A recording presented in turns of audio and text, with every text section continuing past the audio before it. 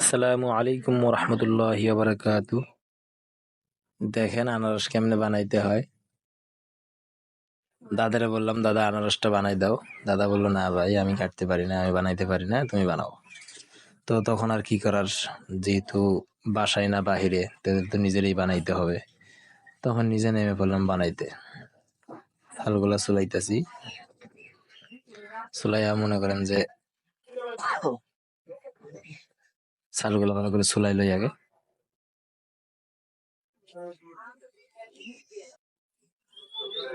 চালগুলো চুলা শেষ, এখন মনে করেন যে ও অপর সাইডটা একটু পরিষ্কার করে নিয়ে অপর সাইডটা পরিষ্কার করার পর কেটে নেবো। মোটামুটি এই সাইডটাও ক্লিয়ার। এখন ময়লার যেটা আছে ময়লাটি ফালাইয়া, হ্যাঁ এখন ফিনিশিংটা দিলাম। ফিনিশিং দেওয়ার পর এখন মনে করেন যে এই যে সাইডে একটু মাথা বাড়াই ছিল, গাছের যে ডাল বাড়িয়েছিল আগা, ওইটা এখন ময়লাটি ফালাই দিলাম। এখন কাটা শুরু করে দিলাম বিসমিল্লাহ বলে। মাছ বরাবর কাটি, মাছ বরাবর কাটার পর দুইটাই মাছ বরাবর কেটে নিলাম। এখন মাঝখানের যে বুকটা আছে এটা ফালাই দিলাম, একটা একটা করে ফালাইতেছি।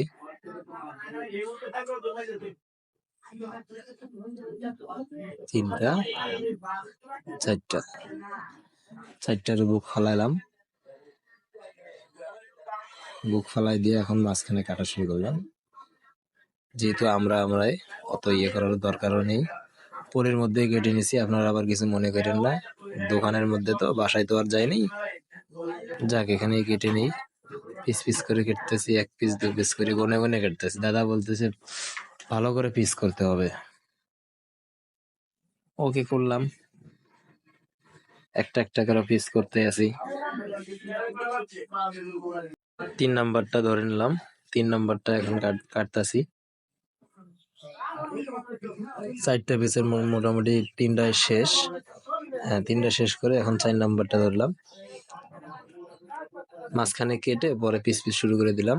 পিস পিস করা শেষ, এখন বাকি অংশটুকু পিস পিস করলাম।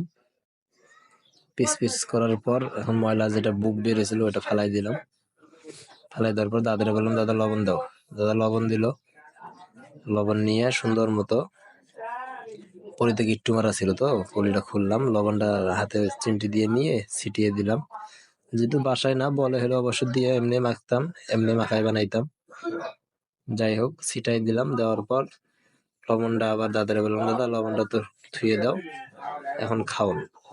বাহ, দাদা তো কাটতে পারে না, কি হবে? কাটতে না পারলে কি হবে, খাওন তো আছে দাদা। দাদারে বললাম, খাও দেখি কেমন করে খাও। খাওয়া শুরু করলাম সবাই মিলে।